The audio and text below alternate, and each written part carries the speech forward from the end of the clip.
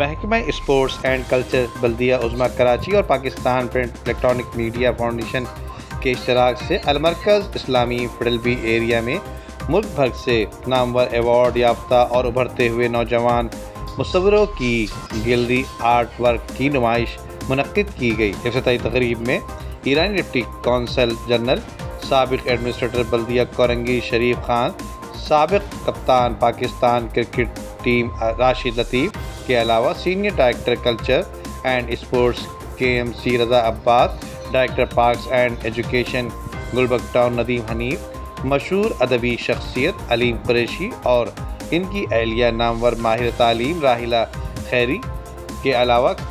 Karachi residency کے صدر سماجی شخصیت سید باسط زیدی کے علاوہ ایجوکیشن ایڈوائزر سید ارشد عالم، نافع کے سیکرٹری ڈاکٹر خالد سمیت شہر بھر کی سیاسی، سماجی، ادبی، علمی شخصیات نے شرکت کی۔ مختلف تعلیمی اداروں سے طلباء و طالبات کی بڑی تعداد بھی اس موقع پر موجود تھی۔ اس پروگرام کو روح رواں سید عاطف علی ڈپٹی ڈائریکٹر کلچر نے سر انجام دی، جبکہ جو خود بھی ایک نامور آرٹسٹ ہیں۔ ندیم صدیقی، میٹرو 7 پاکستان۔